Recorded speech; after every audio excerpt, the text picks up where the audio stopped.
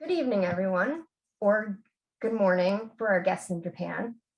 Thank you for joining us and welcome to the Chazen Global Spotlight Series. The Jerome A. Chazen Institute for Global Business serves as the hub of international activity at Columbia Business School.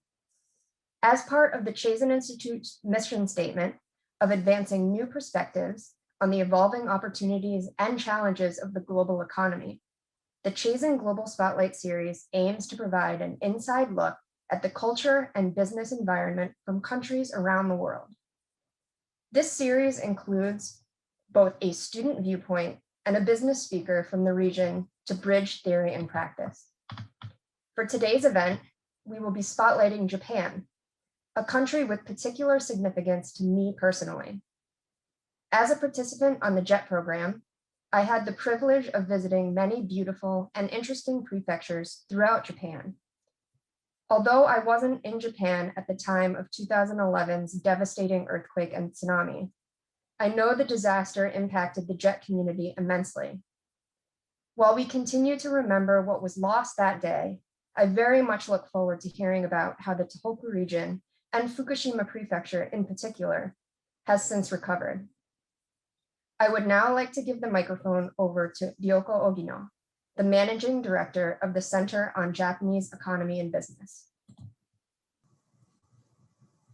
Thank you very much, Marisa.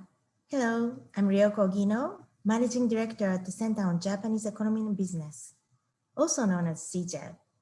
It is such a pleasure to team up with Chazen for this special webinar today. To introduce CJEB briefly, the center was established in 1986 by Professor Hugh Patrick, and in 2019, Professor David Weinstein became our new director. Our mission is to promote knowledge and understanding of Japan's economy and its business system in an international context. Today, we are honored to have this rare opportunity to host two remarkable individuals who I admire so much. Session 1 will feature Governor Masao Uchibori, Governor of Fukushima Prefecture. Session 2 will feature Mr. Naomi Hirose, Senior Advisor and former President and CEO at Tokyo Electric Power Company, TEPCO. We know they are extremely busy, so we are so grateful that they are making time for us today. To share my own experience from 10 years ago, I still remember how my heart stopped when I first saw the initial news coverage of the earthquake and tsunami in my apartment in New York City. After that, I participated in some fundraising activities in hopes of supporting people of the Tohoku region. There were so many of us in New York who wanted to do something for the impacted communities in Tohoku. The monetary contribution may not have been large in the end, but we just simply could not do nothing at that time. My heart still goes out to the people who lost their lives or lost their loved ones, and to those who are still suffering because of the disaster and the recent aftershocks. Next, our student moderator, Takayuki Nakagawa. He will also talk about his experience from 10 years ago and introduce our speakers. Takayuki is an MBA student in Columbia Business School's class of 2022. And before he came to Columbia, he worked at the A.T. Kearney's Japan office. He graduated from University of Tokyo, and he also got a master's degree in pharmaceutical science there. Takayuki, thank you so much for being here today with us. The floor is yours.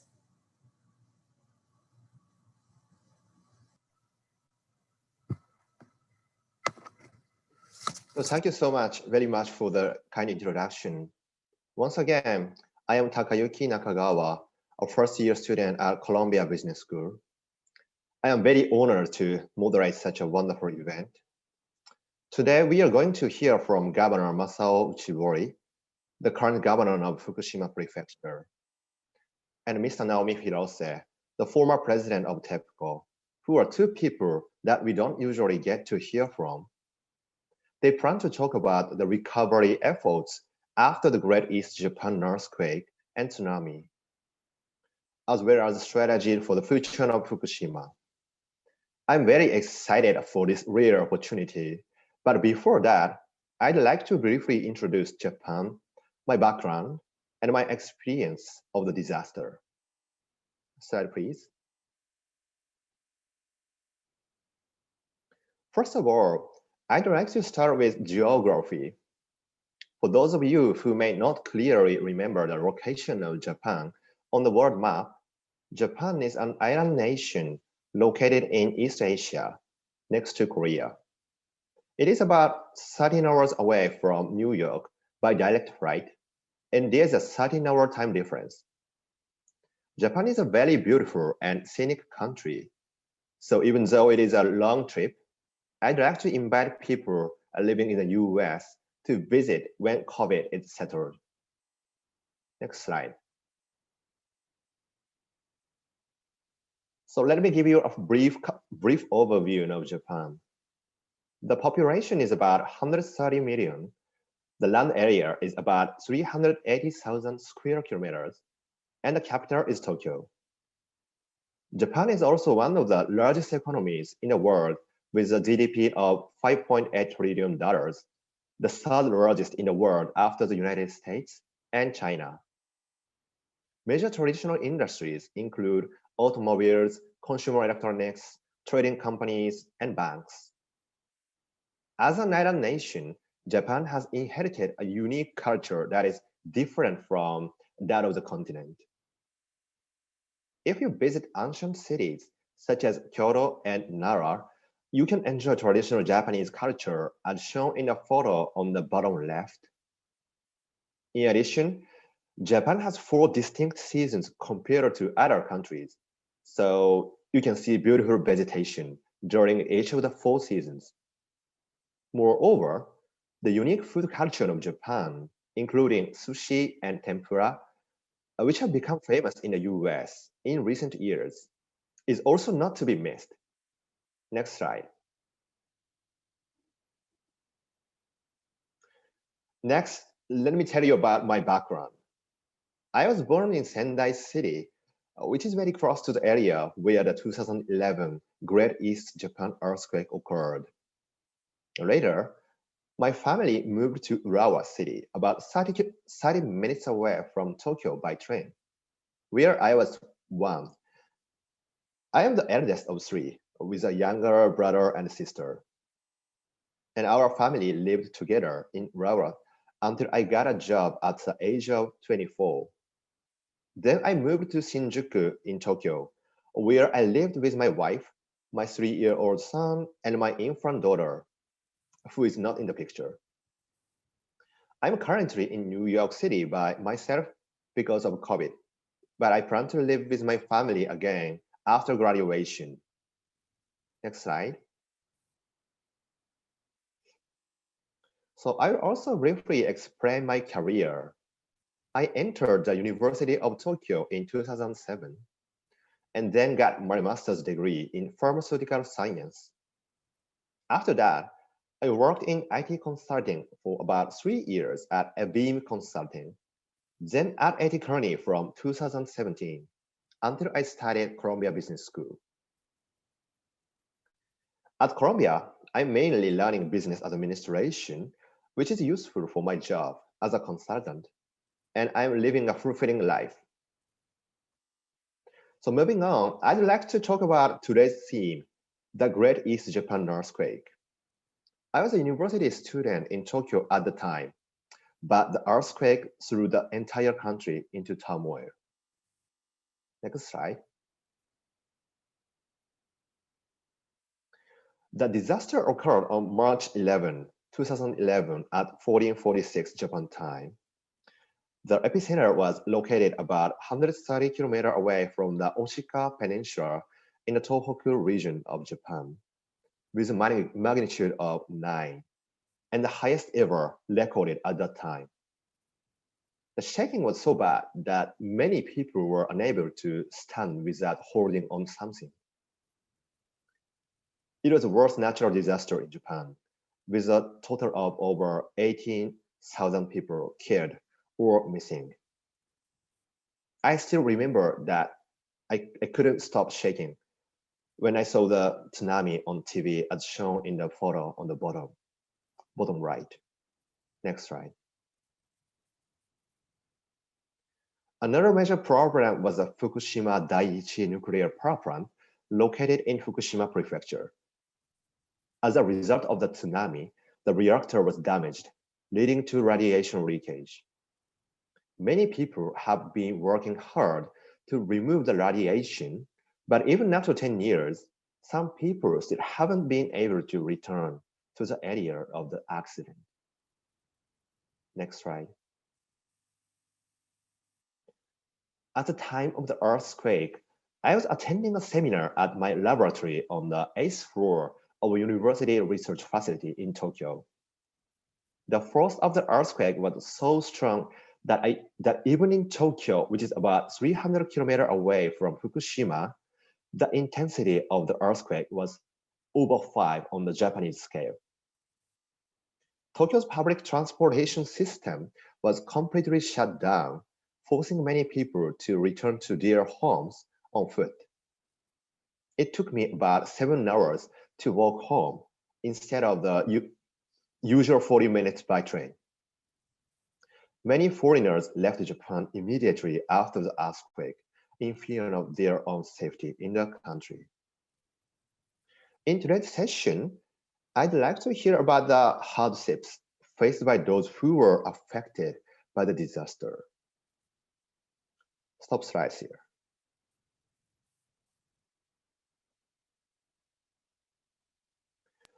So now that we've gone over some background information on Japan, Fukushima, and myself, I'd like to send my heart out to those who have been affected by the 2011 Great East Japan earthquake and tsunami, and its aftermath even to this date, more than 10 years later.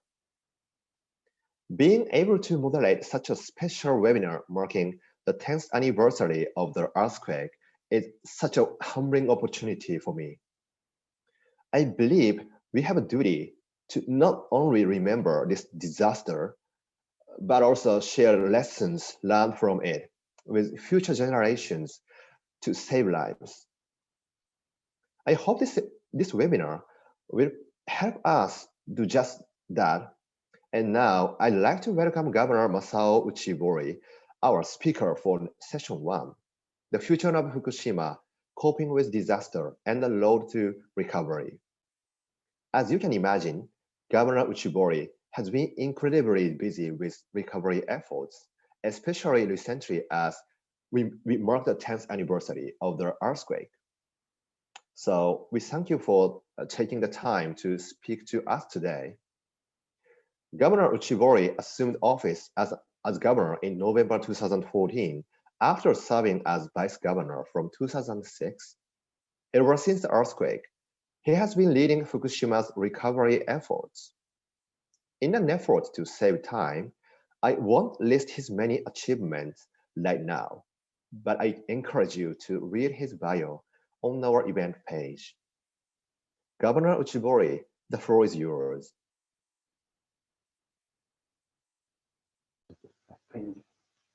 Distinguished guests, ladies and gentlemen, thank you all for being here today.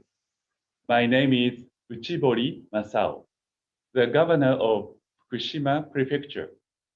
I'm truly honored to have this valuable opportunity with you and to be able to share information about Fukushima. In this webinar organized by Columbia University, which has a long and distinguished history. First and foremost, I'd like to express my deepest gratitude for all the warm support we have been receiving from those here with us today, as well as from people within Japan and around the world since 2011. The title for my presentation is The Future of Fukushima. Since 2011, Fukushima has become a well-known name in the world, and so today, I'll be talking about the future of Fukushima while using these slides. First, the location of Fukushima. Fukushima Prefecture is located about 200 kilometers or 124 miles north of Tokyo. It only takes around 80 minutes if you travel by bullet train. Fukushima is blessed with magnificent, beautiful nature and has a long, rich history and traditional culture. There are also many delicious foods in Fukushima and is even home to the famous Kitakata ramen noodles, one of the top 3 ramen of Japan. However, it was March 2011 when the peaceful life in Fukushima and its future changed dramatically. The prefecture was hit by an earthquake with an intensity of more than 6 on the Japanese seismic intensity scale of 7. Next, the coastal region was struck by a massive tsunami. But the tragedy didn't end there. After we also experienced the Fukushima Daiichi nuclear power station accident, hydrogen explosions occurred in Unit 1, Unit 3, and Unit 4 reactor buildings. From that moment on, our lives were dramatically changed. This caused Fukushima to face a compound disaster encompassing the earthquake, tsunami, nuclear power station disaster, and the effect of harmful rumors. While 10 years have passed since the disaster, we are also facing the issue with the fading of people's memories of the disaster. This was a very serious and unprecedented compound disaster, which not only Japan, but the entire world experienced as well. And there are still many challenges that we are facing. In order to overcome these difficult challenges facing the prefecture, we have decided on some key words that are shaping the future of Fukushima. I would like to explain these 2 key words for you all today. The first key word is light side and dark side. The light side represents the steady progress Fukushima has been making over the past 10 years. On the other hand, the dark side represents the many difficult issues Fukushima has been grappling with, as I mentioned earlier. The compound nature of the disaster, especially with the nuclear disaster, has made things harder for us. First, I will discuss some examples of the light side that show Fukushima's progress in revitalization. The first one has to do with decontamination. Decontamination is the process of removing radioactive materials which were scattered throughout the prefecture. Since the disaster, we have been working on decontamination together with the central government to recover the environment we had before the disaster.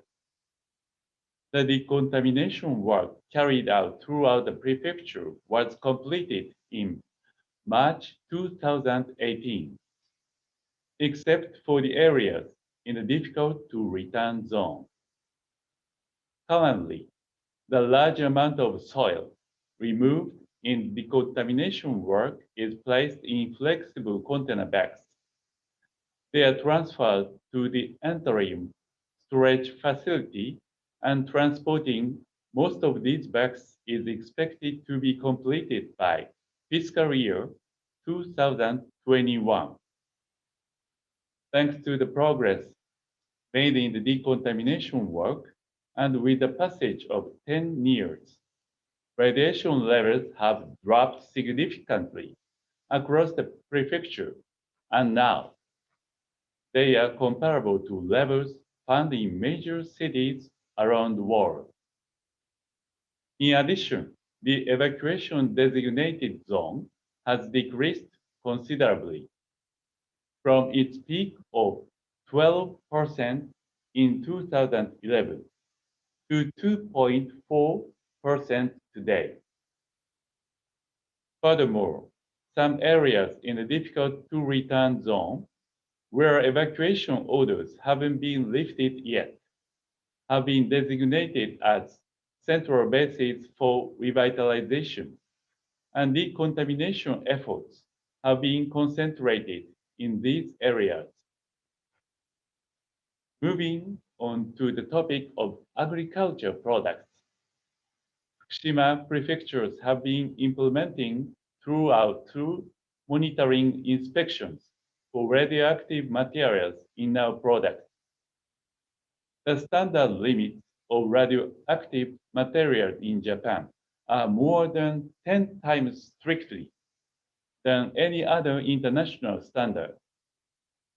As of right now, there are no agricultural, forestry, and fishery products cultivated in Fukushima, which exceed the standard limits, and the number of continues to be 0.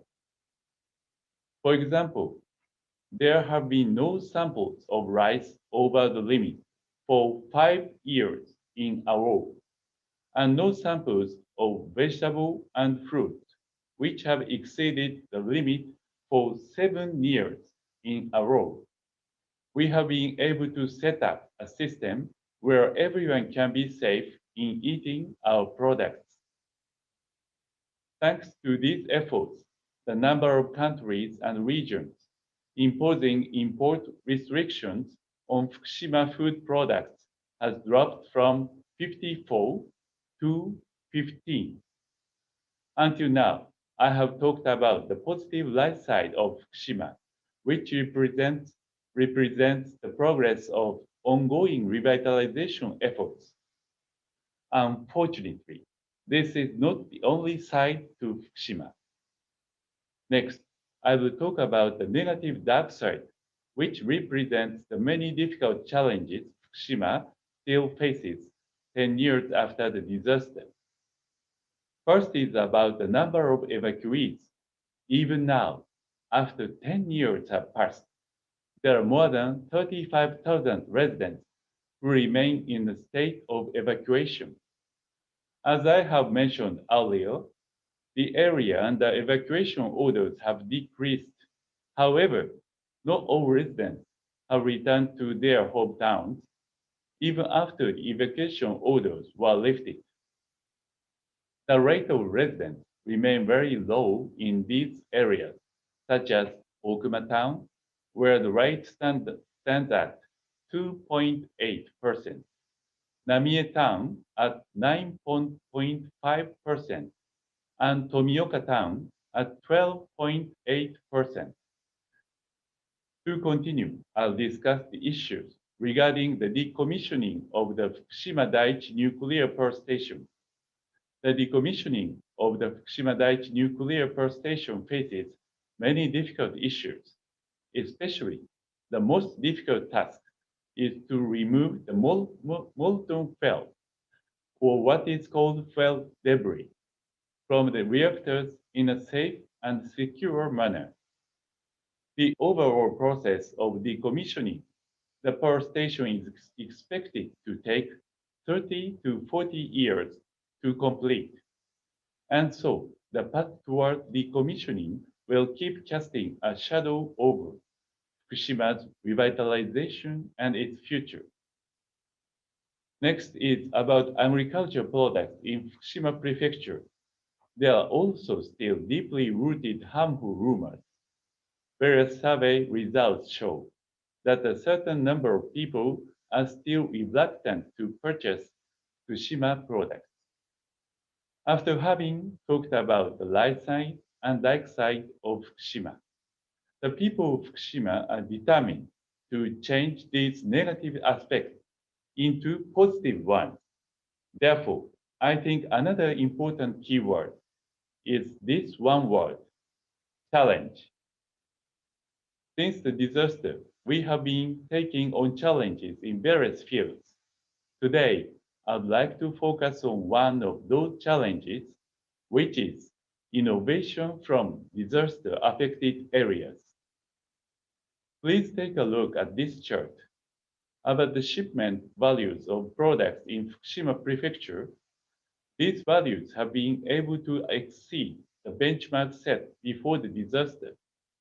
However, in Futaba County, which is part of the coastal region and was devastated by the tsunami and nuclear disaster, the shipment values have recovered only 24% of pre-disaster levels. So there is still more work that needs to be done. In order to revitalize the coastal region, we have been promoting the Fukushima Innovation Coast Framework. The core bases include decommissioning research, robotics and energy research, and international education research. I would like to introduce one of these core bases, which is the Fukushima Robot Test Field. Last year, this development and demonstration base for robots was established in a wide 50-hectare site.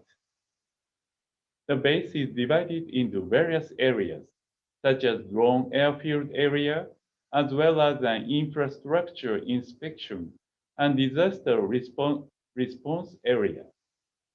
More specifically, demonstration tests of robots are being carried out at an airfield with an impact absorption net, at an industrial plant test building, and in a wind tunnel building.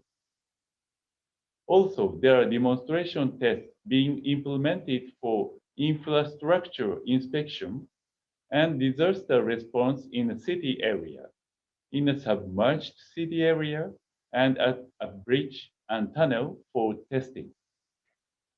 More than 300 various tests and research projects have been conducted using this robot test field. Many researchers and business have been actively engaged in tests and the robot test field, which is helping to enliven the region. With these initiatives, we have been working hard to create Fukushima that is revolutionizing the robot industry. This region, devastated by the earthquake, tsunami, and nuclear disaster, will become a place that revolutionizes the robot industry. This is one of the ways Fukushima is progressing toward revitalization. Lastly, as a prefecture challenging the future, Fukushima Prefecture will continue to work hard toward revitalization. I really hope that you will continue being interested and pay attention to the situation in Fukushima and the challenges being taken on. That brings us to the end of my presentation. I'd like to thank you for your time and attention today.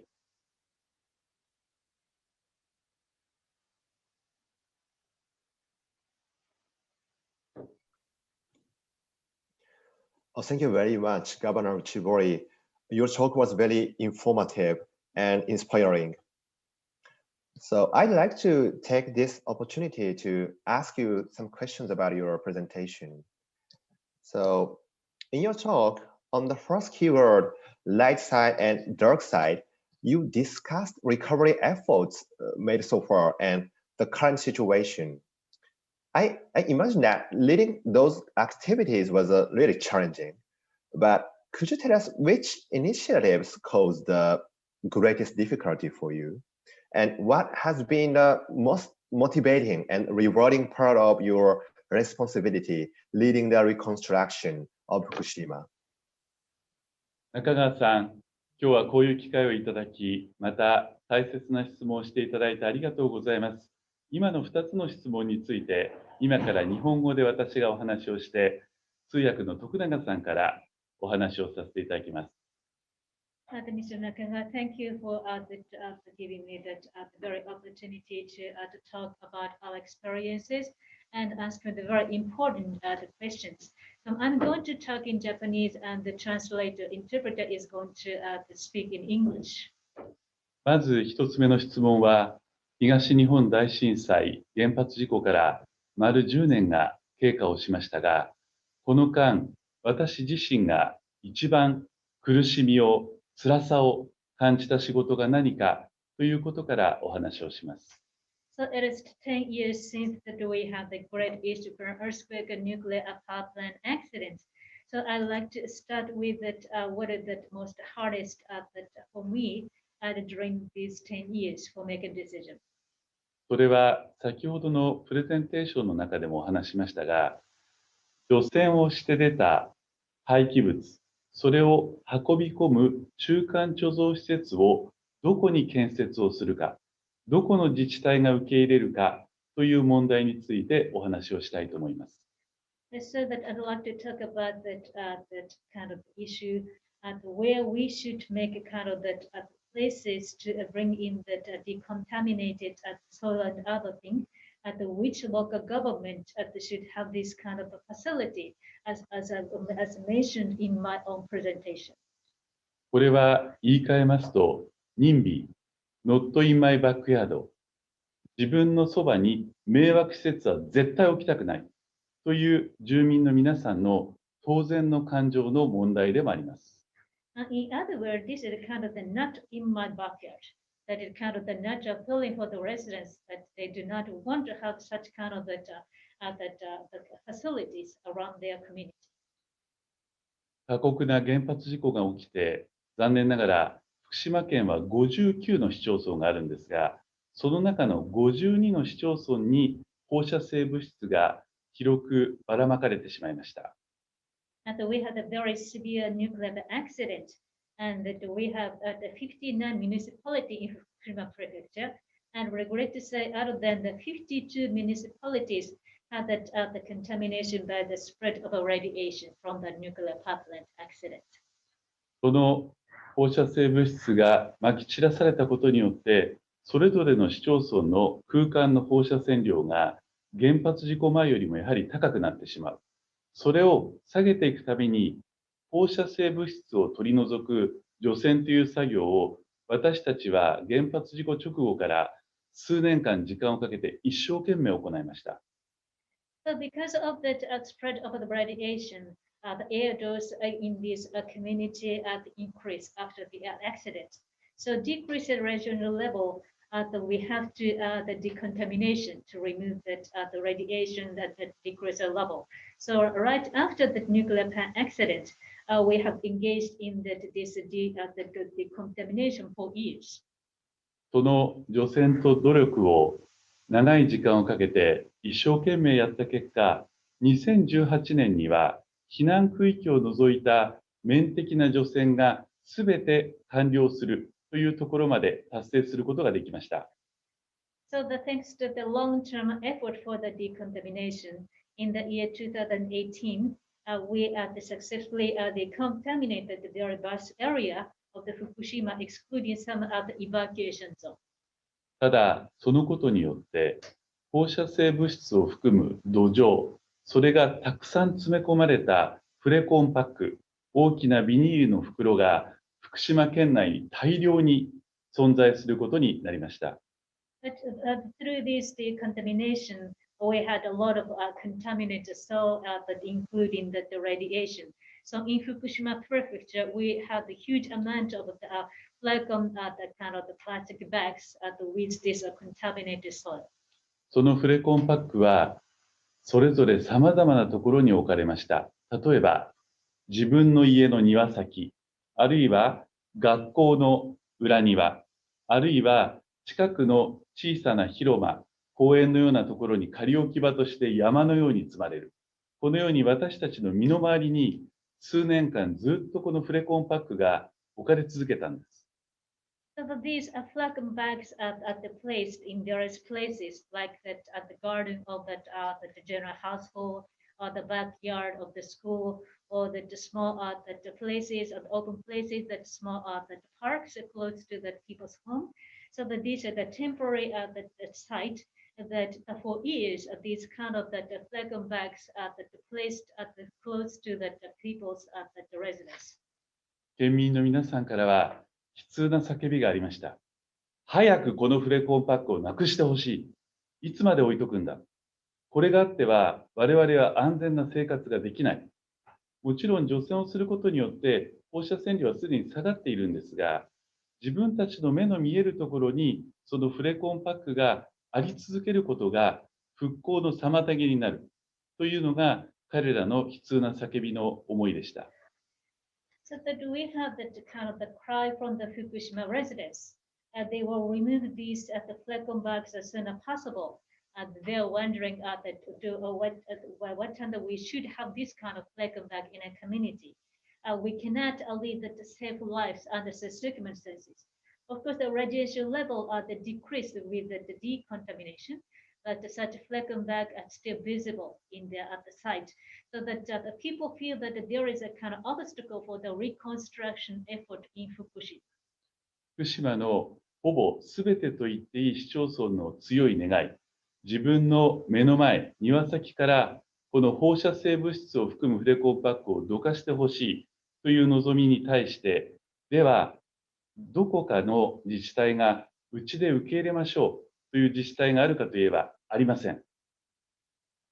So that the Fukushima the people want to remove these flag bags with the radiation contamination in front of them, so that some local governments, municipality have to receive these flag bags in the community. That no the municipality want to have such places. これがまさにNIMBY、Not in my backyard。迷惑施設は自分のそばに置きたくないという県民の皆さんの当然の率直な感情だと思います。So that is that not in my backyard. That kind of the very kind of feeling of the Fukushima people. They do not want to have such kind of the contaminated flag bag in their backyard close to the community. この立地自治体を選ぶ、その悩ましい作業を始めたとき、私は当時福島県の副知事として、その交渉、協議の最前線にいました。So that this kind of very troublesome problem which the local municipality should have this kind of facility or the place for store this flag bag. I was at the vice governor of the Fukushima Prefecture, and I was on the front line for the negotiation of the talk with the local community. 関係する自治体の市長さん、町長さん、村長さん、あるいは町議会、村議会、さらにそれぞれの関係する方々と幾度も幾度も交渉を、協議を重ねました。So that had a lot of talks and the negotiation discussion with the mayor of the city or the villages or the assembly for the municipality, like I said, in the village or the related persons. そして一方で、今回の原発事故の当事者である政府、国と東京電力に対して、こういった中間貯蔵施設を作る際にあたって、引き受けるためのギリギリの条件というものを整理をして、きちっと交渉するという役割も担いました。And on the other hand, I have to deal with the kind of the center of the figure of this nuclear accident, like the central government and the Tokyo Electric Power Company, and also have to set some kind of the condition for that accepting this kind of the interim storage facility in Fukushima. さまざまな交渉を経て、結果として中間貯蔵施設が大熊町と双葉町、この2町に苦渋の決断として引き受けていただくことになりました。So after the various negotiation that we had that Okuma town, the Futaba town, the two municipality to accept this interim storage facility, this is the very immediate decision. 特に中間貯蔵施設の用地を提供していただいた方には、30年自分のふるさとの土地を提供していただくというまさに辛い決断をしていただくことになりました。本当にそのことに対しては言葉がありません。Especially that those who provide the land for this interim storage facility, they have to provide it for 30 years, their hometown. So that's a very, very decision difficult to make for them. So that I had no word to express the difficulty. 県内の59市町村のうち52の市町村からほとんどもうプレコンパックがなくなって、双葉町、大熊町、こういったエリア以外はある意味通常の生活を取り戻すことができました。So the 52 out of the total 59 municipalities in Fukushima, these the many flag and bags that disappeared. So that other than this Futaba and Okuma area, that the Fukushima region regained that ordinary the lives.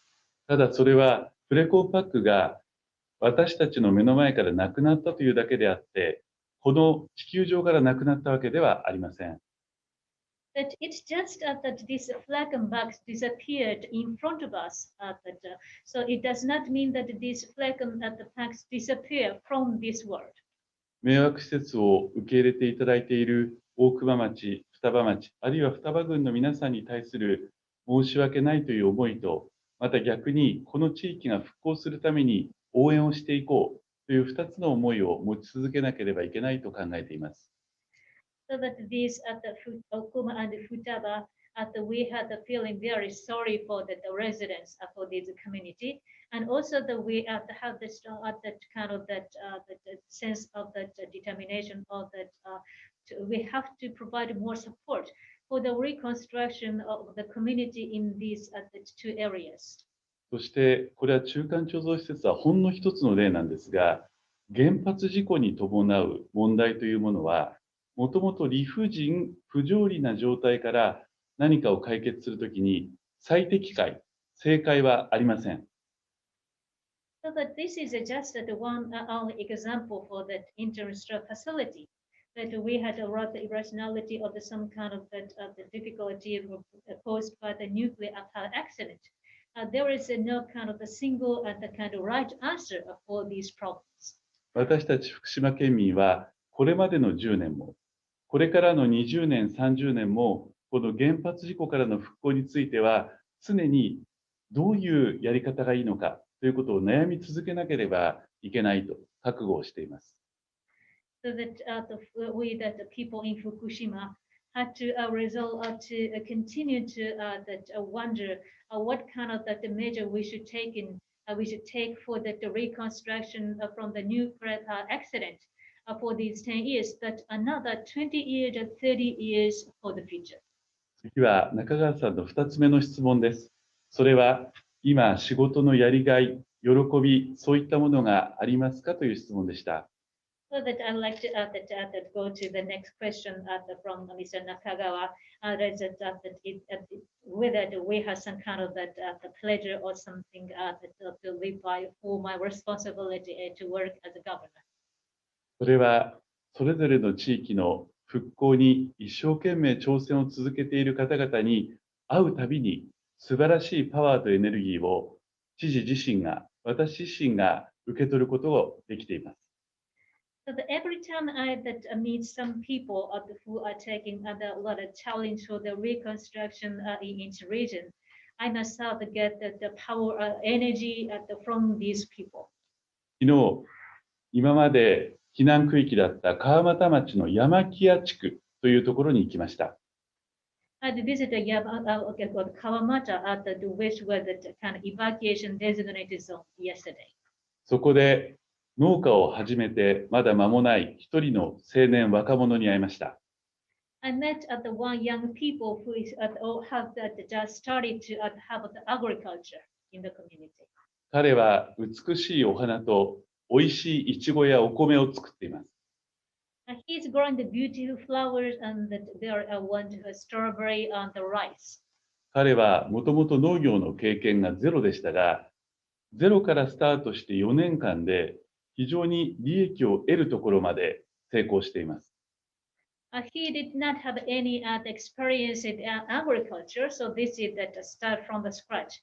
That in 4 years he reached the stage to get some profit from his agriculture. 彼が川俣町に来たのは奥様が川俣出身ということがあるんですが、なぜそこでやったことがない農業をしようと思ったのかと私は尋ねました。His wife was from this Kamata region, but I asked him that why he decided to start agriculture, although he didn't have any experiences.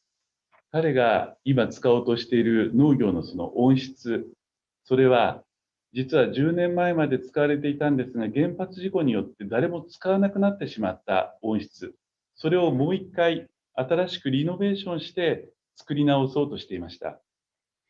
That he utilized the greenhouses for the agriculture. Actually, that was used before the disaster and the nuclear accident. But afterward, no one that had used this greenhouse, so he decided to renovate the greenhouse and they reuse it again for agriculture. 2011年の3月で一旦時が止まってしまったその温室、それを彼がもう一回手を入れることによって立派によみがえらせて、多くの方や子どもたちが集まる、お花を見てきれいだなと言って喜ぶ、そしてそこでイチゴを自分で取って食べて美味しいと笑顔になる、そういう場を作りたいと情熱を持って語ってくれました。So that this greenhouse that stopped at that kind of that operation on that March 2011, as if that at the time itself at the stop. But with the renovation, he revitalized this greenhouse, so that he told me that he want to make the places that many people, children get together and they look at the flowers and they said it is so beautiful, or that picking up the strawberry and eat it, and that it's delicious, and that had the very smiling face on these people. 復興というのはハードやインフラの復旧だけではありません。やはり人の思い自身が挑戦をしよう、前向きに頑張ろうという気持ちになることが大切な復興の一つの姿だと思います。So the reconstruction is not just the hardware or the infrastructure. That important thing that the people that are thinking on that people's the mindset that they want to take that on the challenge again. 明日から福島県で聖火リレーがスタートします。私たちはその聖火リレーに福島県がぜひ希望を持ってこれからも挑戦を続けるということを訴えていきたいと思いまして、その象徴がこのお花、トルコギキョウです。Well, that actually from tomorrow that they said that our Olympic the total lily started from Fukushima. We want to bring this torch with the hopes for the future of the Fukushima people, and that this is the kind of Turkish bellflower. This is that express that our the kind of the wishes for the future. このトルコギキョウは夏のオリンピックでビクトリーブーケ、メダリストに贈られる花ですが、その花言葉は希望です。So that this Turkish bellflower would be included in the victory bouquet and the Olympic. That a word for this flower is hope. メイドイン福島のこのトルコギキョウが福島県の、そして日本の、そして世界の皆さんに希望を届けることを切に願っています。So that this Turkish the bellflower grown in Fukushima, that I hope that it would be that bring hope to the people in Fukushima and on Japan and all over the world. 中川さん、時間オーバーしてすいませんでした。ありがとうございます。ありがとうございます。はい、Thank you so much for good presentation, and also I could understand what is the most difficulty for you, and also the what is the rewarding part for you. And unfortunately, that is all the time we have left for session 1. Governor Uchibori, thank you for joining us for this illuminating presentation and discussion. I understand you have another engagement, but we appreciate you taking the time in your busy schedule to talk to us about the future of Fukushima. We have certainly learned a lot from you tonight, and we look forward to meeting again in the future. Thank you so much. Thank you so much. Good luck. Thanks. Now that we have finished session 1 with Governor Uchibori, I'd like to move on to session 2, the current status of the Fukushima nuclear power plant and its decommissioning. Our session 2 speaker, Mr. Naomi Hirose, is senior advisor and former president and CEO of the Tokyo Electronic Power Company, also known as TEPCO, and his service at the company spans 4 decades.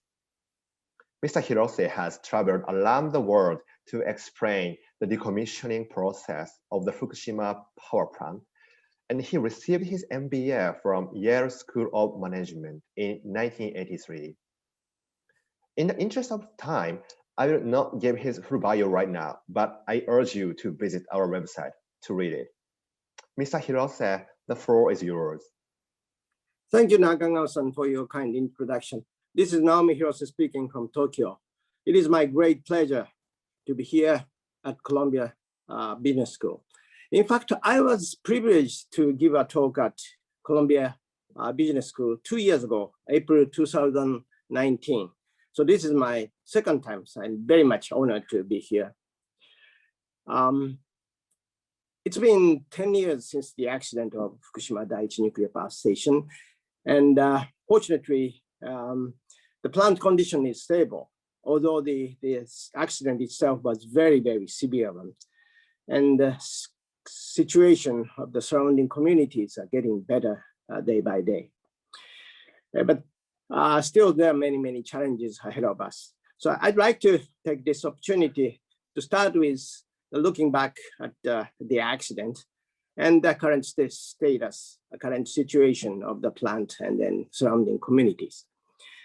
But I'm just wondering how much you remember what happened 10 years ago. So let me begin with a brief explanation of what happened 10 years ago. Next slide, please. As Nakagawa-san explained, it was Friday afternoon at 2:46, March 11, 2011, a very, very large earthquake hit Japan with a Richter scale magnitude 9.0. This one is the largest earthquake in Japan's recorded history and then 4th largest in the world recorded history. At the time of the earthquake, what happened in our nuclear power plant was so-called scrum. Scrum means inserting control rods between nuclear fuels and then stopped nuclear fission. Stopping nuclear fission means stopping power generation. So the power plant itself needed the power for itself. And in this case, the power was supposed to come from outside through the power line, but unfortunately, one of the power pylons fell down. So we didn't receive any power from the outside. So immediately, emergency generation system, such as diesel generator, started producing power. And using that power, we control the power plant. I was at the headquarters in Tokyo. The first report that I received from the nuclear power plant was scrum was successfully made. And then we are controlling the power plant. I thought it was okay because this scrum situation seldom happened, but we had experienced this scrum situation before. So that I thought it was okay because it means that we stopped nuclear fission, we stopped the generation. But 15 minutes later, at 3:36, a devastating tsunami hit nuclear power plants. Unfortunately, nobody was taking video of tsunami approaching to Fukushima Daiichi nuclear power station. I guess that they are busy handling the situation right after that big earthquake. But fortunately, we found one guy in a thermal power plant taking video of tsunami approaching to his thermal power plant. Next slide, please. That thermal power plant is Hirono thermal power plant, the bottom of the map, which is only 20 kilometers south of Fukushima Daiichi on the same coastal line. So I'll show you his video from now. And next slide, please. Let's start the movie. The right-hand side is Pacific Ocean. So left-hand side is north. As you see that epicenter was right front east, but actually tsunami came a little bit from southeast.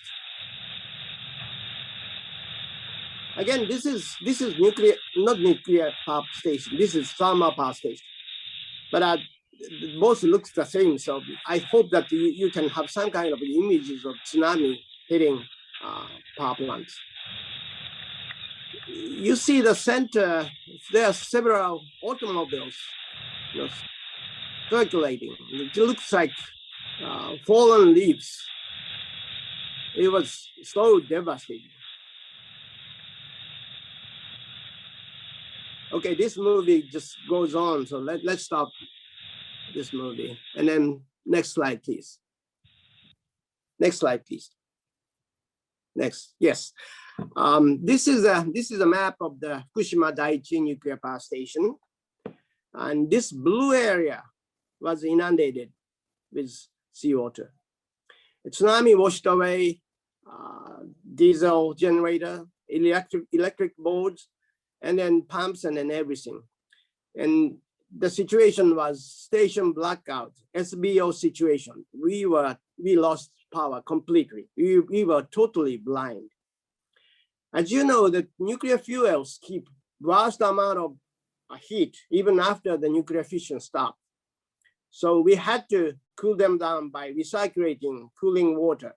But we lost power, we lost pumps, so we couldn't cool them down anymore. The nuclear fuel rods are covered with a metal called zircon. This material started melting around the temperature 1500 degrees Celsius. And it started melting and then formed enormous amount of heat, enormous amount of hydrogen by the chemical reaction with steams and then water. And then, as you know, that the hydrogen is lighter than the air, so it went up and accumulated inside the power plant building because of there window and no doors, so it was completely, closed building. So the hydrogen was staying there and then accumulated on the top of the building. And it's been 10 years, still we do not know what ignited the explosions. But there were some aftershocks. So electric bulb might fall down or pipe shot might fall down, anything could happen. So something ignited, then hydrogen explosion took place. Next slide, please. As Governor Uchibori explained, the unit number 1 exploded exactly 24 hours after the tsunami hit.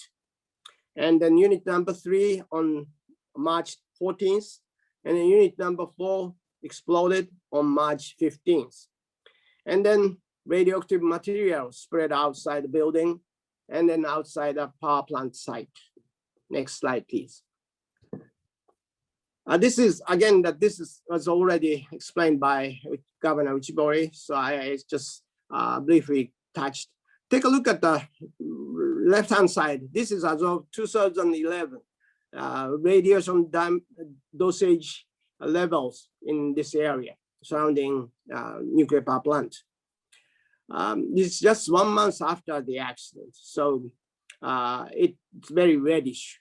As you see that when radioactive material spread outside the building, outside the power plant, the wind came from southeast to northwest. That's why the contaminated area spread toward northwest region directions. But take a look at the right-hand side. This is as of November 2019, year and 5-6 months ago. It means that 8.5 years since the accident. It looks much better. As Governor explained, we did a lot of decontamination work here. And then also, as you know, that the radioactivity itself goes down as time goes by, naturally. So it looks much, much better now. Next slide, please. This is evacuation zone. Again, Governor Uchibori explained, so I didn't mention much, but I don't mention much, but this pink area is still evacuation zone. It's 340 square kilometer. It's about 2.5% of the total area of the Fukushima Prefecture remain as an evacuation zone. Next slide, please. This is the number of evacuees. Again, the Governor Uchibori touched, but take a look at the orange line, which means that the number of people who once evacuated and then left homes and then moved to different places and then are still living there. On the other hand, the blue line shows those people among the orange line people, those people who used to live in the evacuation zone. So it means that the latest figure, 23,000 people, means they used to live in that pink area, which used just so on the previous slide. So it means that the difference between orange line and then blue line indicates those people who once evacuated and then moved and then are still living there, even after their original houses are no more evacuation zone. It's been 10 years, many years. So, high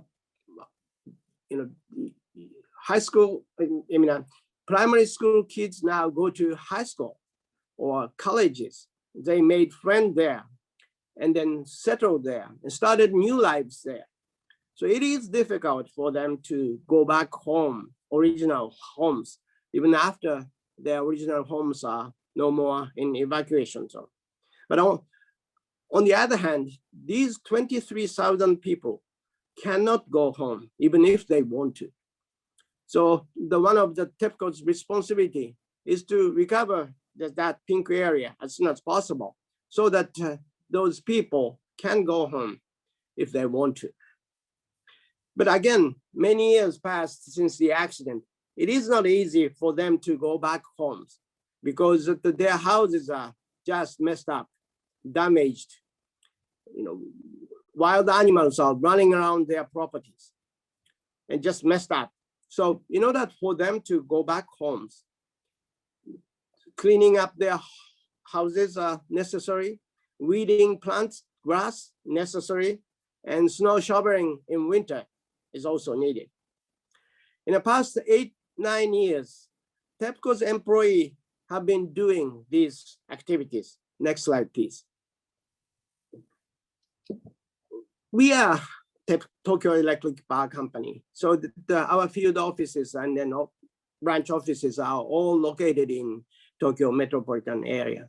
So people working there just go to Fukushima and spend 3-4 days there and then doing these activities for support. But at the same time, they see the impact or the magnitude of the accident and they feel something and they meet local people there and they have some kind of the conversation with them and then come back to their field offices. I asked them to explain what they saw, what they felt, what kind of the conversation they had with local people to their colleagues in their offices.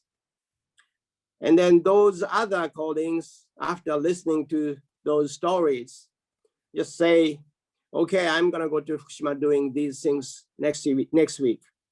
This kind of chain reaction continues in the past 8-9 years. And the total number of the person days spent in Fukushima doing these things have reached 530,000 person days. And then this has been done by TEPCO employees all on voluntary basis. Of course, I asked them to support, to help, but at the same time, I'm very, very proud of my people doing these things. This is about current situation of the surrounding communities. Let me turn to the current condition of the nuclear power plant next. Next slide, please. As I said, the plant condition is stable now. Cooling water is being recirculated 24/7. So it's stable condition. We have been trying to take spent fuels from these units first. Please take a look at unit number 4.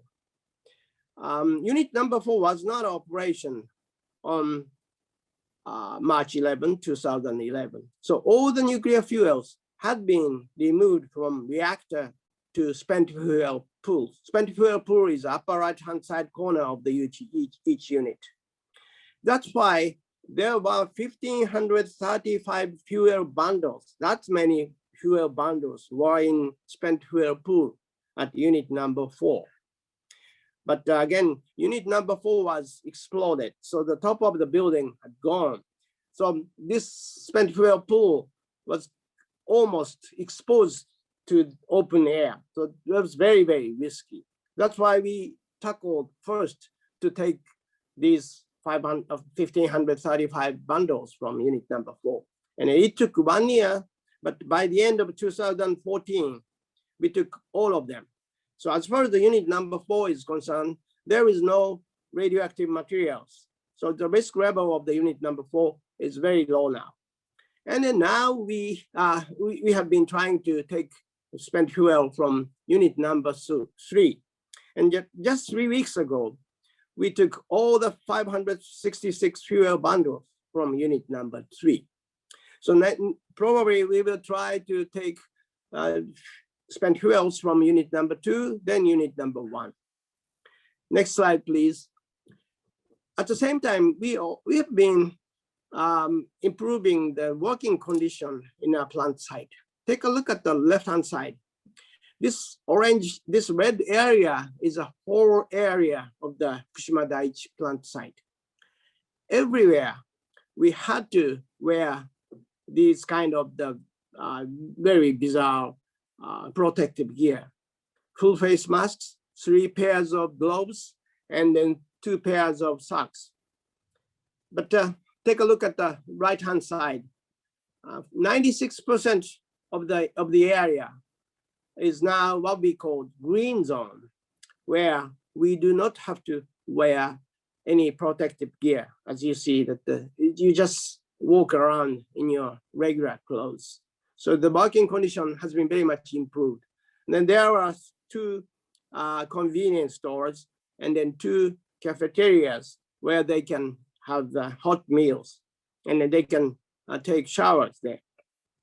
So the working condition has been very much improved. But still, I would say the most difficult challenge is taking out fuel debris, molten fuel, as Governor Uchibori explained.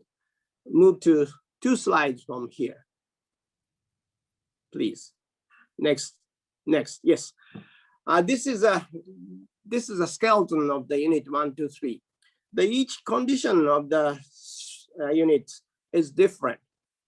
We think that unit number 1, all the fuels are molten in the reactor and then dropped through the bottom of the reactor and then dropped to the bottom of the primary containment vessel. As you see that the brown thing, that's the things which dropped from the reactor. On the other hand, unit number 2, all the fuels are molten, but still most of them are in the reactor. And then only a small portion dropped and then stayed on the bottom of the primary containment vessel. And unit number 3 is in between unit number 1 and 2. The plant condition is different, so we have to develop the different kinds of the robotics for each unit. Take a look at the unit number 2.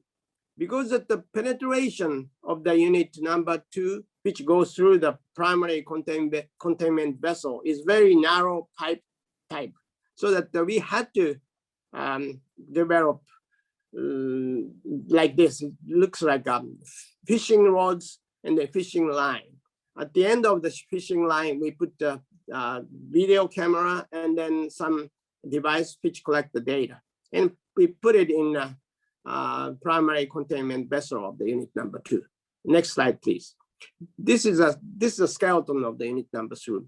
And then as you see the left-hand side, you see the penetration. So we put that robot in this small pipe kind of things, and then took the picture of the fuel debris which stayed in the bottom of, on the bottom of the primary containment vessel. Next slide, please.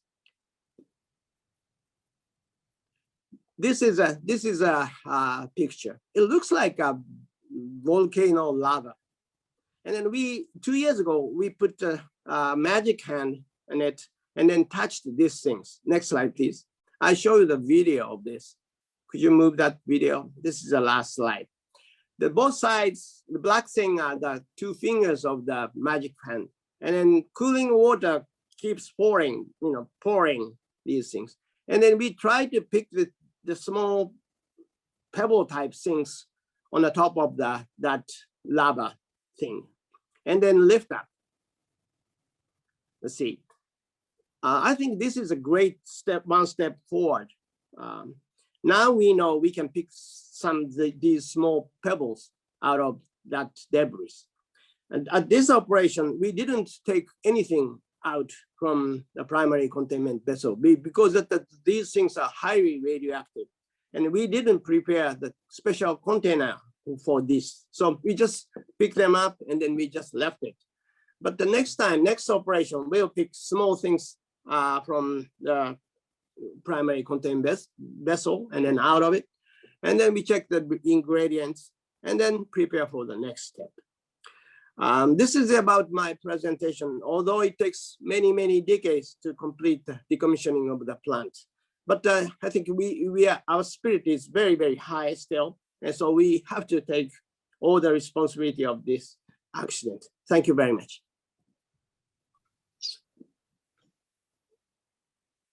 Thank you very much, Mr. Hirose. Your presentation was very informative. Thank you. I do have a few questions about your presentation. So first of all, I'd like to start by asking what kind of countermeasures did TEPCO have in place for natural disasters before the accident, and to what degree did the Fukushima earthquake and tsunami exceed your countermeasures? Yes, the size of the earthquake was almost equal to the largest seismic motion that we had predicted before the accident. In fact, as I explained, we could recirculate the cooling water and then could control the plant even after the earthquake. The key safety facilities are presumed to have retained important functions after the earthquake. And on the other hand, the highest height of tsunami we had predicted was 6.1 meters, under which the plant was approved and then licensed. But the actual tsunami reached over 13 meters. And then important facilities, especially diesel generators and then pumps, were destroyed, and then we lost the power. And there were, many countermeasures against both earthquake and then tsunami, but we had them in place based on these predictions. So we lost the power. Oh, thank you so much. And I was worried about that the worst would happen at the time of the accident, similar to the Chernobyl disaster in Russia. But I understand that fortunately, the worst case scenario was avoided. So what is the main factor that contributed to this, even with such an unprecedented earthquake? Well, first of all, let me clear one thing. This was a very, very severe accident. And then I don't think we managed the situation. We failed to control the nuclear power plant.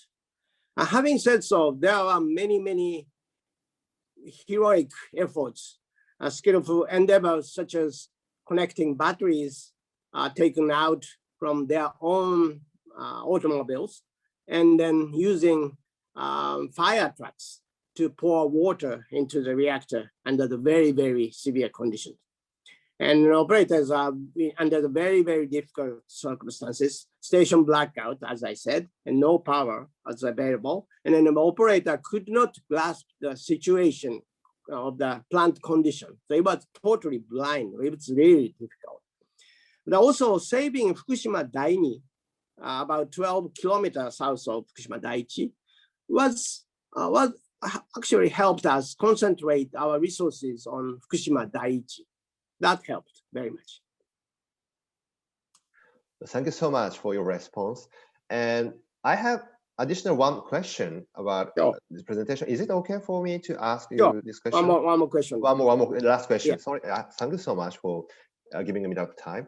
And the final question is that I assume that recovery from the accident involved not only fixing the power plant facilities themselves, but also various piled up issues such as compensating businesses in the surrounding area and gaining the the understanding of the local people. So what has been the most difficult mission for TEPCO? It has been necessary to collaborate with other organizations or groups of people. Could you tell us the specific details? Yes, there are many difficult missions after the accident. It's really difficult to pick one thing, but I would say nuclear damage compensation was the most challenging, because the nuclear damage compensation operation for Fukushima accident was its very unique characteristics.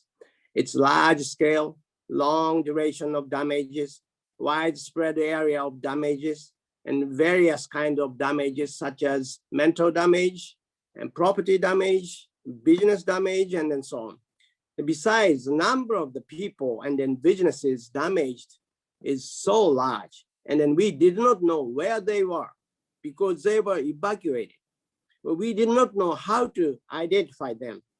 People were ordered to evacuate suddenly and then left home without much preparation. So they need cash immediately. They just left home without anything. So they need cash immediately, right? And it was so difficult to design the operation and the flows of the procedure, and then almost impossible to have the whole images of the compensation operation at the beginning. So we went to hear some advices from the damage insurance companies. But they said they had no idea as to how to operate this compensation operation, because in their business, they know who the insurance owners are, and then how much each insurance policy covers. So everything is written in their contracts. But on the other hand, this case, nothing had been written, anything. So we had to build everything from now. So it was very difficult. And then also the insurance companies were very busy handling their compensation operation from the earthquake and then tsunami for their own business. So actually we could not have any substantial support from those compensation professionals. In the compensation operation, the support from the local governments were very useful and important. With their support, we could reach out to the local people and then businesses, and then held many meetings and gatherings to explain the compensation procedures and what kind of the documents are necessary to claim the damage at the local public facilities such as City Hall or Town Hall. So that was very helpful. Mr. Hirose, thank you for your compelling presentation and for giving me the opportunity to ask you your questions. So it is truly liberating to hear your thoughts and ideas. And we look forward to welcoming you back to Colombia again in the future. So thank you so much. Thank you very much. Thank you. Thank you, Nakagawa-san.